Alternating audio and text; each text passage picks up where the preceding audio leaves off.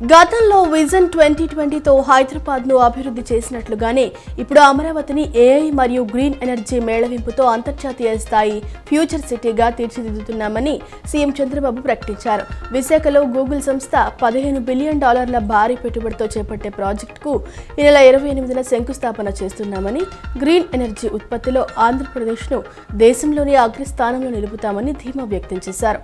సంస్కరణల ద్వారా సంపద సృష్టించి పేదరికాన్ని పారద్రోలేందుకు P4 విధానాన్ని అమలు చేస్తూనే భవిష్యత్తు అవసరాల దృష్ట్యా దేశంలోనే తొలిసారిగా పాపులేషన్ మేనేజ్మెంట్ పాలసీని తీసుకువస్తున్నట్లు ఆయన వెల్లడించారు. ఆంధ్రప్రదేశ్ హైకోర్టు నూతన ప్రధాన న్యాయమూర్తిగా జస్టిస్ లీసా గిల్ శనివారం ప్రమాణ స్వీకారం చేశారు. విజయవాడలోని లోక్ భవన్లో జరిగిన ఈ ప్రత్యేక కార్యక్రమంలో రాష్ట్ర గవర్నర్ ఎస్ అబ్దుల్ నజీర్ ఆమెతో పదవీ ప్రమాణం చేయించారు. ఇటీవల పదవి విరమణ చేసిన జస్టిస్ ధీరజ్ సింగ్ ఠాకూర్ స్థానంలో లీసా గిల్ ఈ అత్యున్నత బాధ్యతలు చేపట్టారు. ఈ ప్రతిష్టాత్మక ప్రమాణ స్వీకార ఉత్సవానికి ఇతర హైకోర్టు న్యాయమూర్తులు, సీనియర్ న్యాయవాదులు, ప్రభుత్వ ఉన్నతాధికారులు హాజరయ్యారు. అమరావతిలో ల్యాండ్ పూలింగ్ ప్రక్రియను వేగవంతం చేయాలని మంత్రి నారాయణ అధికారులను ఆదేశించారు. భూములిచ్చిన రైతులకు మే 1 నుండి కౌలు నిధులు జమ చేయనున్నట్లు ప్రకటించారు. అలాగే నగరంలో వ్యర్థాల నిర్వహణ ప్లాంట్ల ఏర్పాటును త్వరితగతిన పూర్తి చేసి పేరుకుపోయిన లెగసీ వేస్ట్ను వెంటనే తొలగించాలని అధికారులకు సూచించారు. పట్టణ ప్రణాళిక, సుస్థిర అభివృద్ధిపై అధ్యయనం కోసం మంత్రులు అచ్చెన్నాయుడు, అనిత, సత్యకుమార్ తదితరుల బృందం సింగపూర్లోని మారో ఆర్కిటెక్ట్స్ సంస్థను సందర్శించింది. స్మార్ట్ సిటీల నిర్మాణం, ఏఐ సాంకేతికత వినియోగం మరియు భవిష్యత్తు అవసరాలకు తగ్గట్టుగా రూపొందించే సినారియో ప్లానింగ్ విధానాలను మంత్రులు పరిశీలించారు. ఏపీలో అత్యాధునిక నగరాల నిర్మాణానికి సింగపూర్ అనుసరిస్తున్న అంతర్జాతీయ ప్రమాణాలను మరియు వ్యూహాలను ఈ సందర్భంగా అడిగి తెలుసుకున్నారు. ఏపీని ప్రపంచ స్థాయి పర్యాటక కేంద్రంగా మార్చడమే లక్ష్యమని, రాబోయే గోదావరి పుష్కరాల కోసం టెంట్ సిటీలు, హోమ్ స్టేలు ఏర్పాటు చేయాలని మంత్రి కందుల దుర్గేష్ అధికారులను ఆదేశించారు. పర్యాటక రంగానికి పారిశ్రామిక హోదా కల్పిస్తూ రాబోయే 5 ఏళ్లలో 50,000 గదుల నిర్మాణమే లక్ష్యంగా నూతన పర్యాటక పాలసీని అమలు చేస్తామని వెల్లడించారు. శాసనమండలి చైర్మన్ మోషన్ రాజు వైసీపీ రాజకీయ ప్రయోజనాల కోసం నిబంధనలను తుంగలో తొక్కుతున్నారని టీడీపీ నాయకుడు అశోక్ బాబు విమర్శించారు. ఎమ్మెల్సీల రాజీనామాలను ఏడాది పాటు పెండింగ్లో ఉంచి ఇప్పుడు సహేతుక కారణాలు లేవని తిరస్కరించడం చట్టవిరుద్ధమని ఆయన మండిపడ్డారు. హైకోర్టులో కౌంటర్ దాఖలు చేయనందుకు చైర్మన్కు కోర్టు పెనాల్టీ విధించడం దేశ చరిత్రలోనే అత్యున్నత పదవికి జరిగిన అవమానమని ధ్వజమెత్తారు. మంగళగిరి పేదల ఇళ్ల స్థలాలు, పట్టాల హామీలను నెరవేర్చాలని డిమాండ్ చేస్తూ సిపిఎం ఆధ్వర్యంలో ఎంటీఎంసీ కార్యాలయం ముట్టడి జరిగింది. కార్పొరేట్లకు భూములిస్తున్న మంత్రి లోకేష్ పేదలకు స్థలాలు ఇవ్వడంలో నిర్లక్ష్యం చేస్తున్నారని సిహెచ్ బాబురావు విమర్శించారు. హామీలు అమలు చేయకపోతే జూన్ 1 వారంలో లోకేష్ కార్యాలయం వరకు భారీ ఆందోళన చేపడతామని హెచ్చరించారు. నందిగామ రామలింగేశ్వర స్వామి దేవాలయ కోనేరు భూముల ఆక్రమణలను తొలగించాలని డిమాండ్ చేస్తూ హిందూ సంఘాలు తహసీల్దార్ కార్యాలయం వద్ద మహాధర్నా నిర్వహించాయి. కోనేరు స్థలం దేవస్థానానిదేనని హైకోర్టు తీర్పు ఇచ్చినా అధికారులు నిర్లక్ష్యం వహిస్తున్నారని నాయకులు మండిపడ్డారు. తక్షణమే ఆక్రమణలు తొలగించి ఆలయ ఆస్తులను కాపాడాలని డిమాండ్ చేస్తూ గాంధీ సెంటర్ వరకు భారీ నిరసన ర్యాలీ చేపట్టారు. రాష్ట్రంలోని 23 మండలాల్లో ఆదివారం వడగాల్పులు వీచే అవకాశం ఉందని రాష్ట్ర విపత్తుల నిర్వహణ సంస్థ ఎండీ ప్రఖర్ జైన్ హెచ్చరించారు. ఎండ తీవ్రత దృష్ట్యా ప్రజలు అప్రమత్తంగా ఉండాలని, బయటకు వెళ్లేటప్పుడు టోపీలు, సన్ గ్లాసెస్ ధరించాలని, శరీరంలో నీటి శాతం తగ్గకుండా నిమ్మరసం, మజ్జిగ, కొబ్బరి నీరు మరియు మంచినీరు ఎక్కువగా తీసుకోవాలని ఆయన ప్రజలకు విజ్ఞప్తి చేశారు. నగరం అందంగా ఉంటే ప్రజలు ఆరోగ్యంగా ఉంటారని విజయవాడ నగరపాలక సంస్థ కమిషనర్ ధ్యాన్ చంద్ర అన్నారు.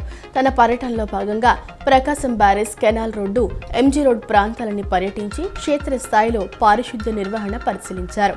ఈ సందర్భంగా కమిషనర్ మాట్లాడుతూ నగరాన్ని అందంగా ఉంచితే ప్రజలు ఆరోగ్యంగా ఉంటారని, పారిశుద్ధ్య నిర్వహణలో ఎటువంటి లోపం లేకుండా చూసుకోవాలని, రహదారిలో పెట్టిన 3 చెత్తబుట్టలు ఖచ్చితంగా ఉన్నాయా లేవా, వాటిపైన ఏ చెత్త వేయాలి అని చూపించే స్టిక్కర్లు పరీక్షలు సరిగ్గా ఉన్నాయా లేదా ఎప్పటికప్పుడు అధికారులు పర్యవేక్షించి ఏమైనా లోపాలు ఉంటే వెంటనే సరిచేయాలని అధికారులను ఆదేశించారు. అలాగే తరచుగా వ్యర్థాలు ఎక్కువగా వేసే ప్రదేశాలలో గార్బేజ్ వల్ల రబుల్ పాయింట్స్ అందంగా పెయింట్లు వేసి హరితాన్ని పెంచి అందమైన ప్రదేశంగా మార్చాలని ఇంజనీరింగ్, హార్టికల్చర్, ప్రజారోగ్యం విభాగం సమన్వయంతో ఈ చర్యలు తీసుకోవాలని ఆదేశించారు.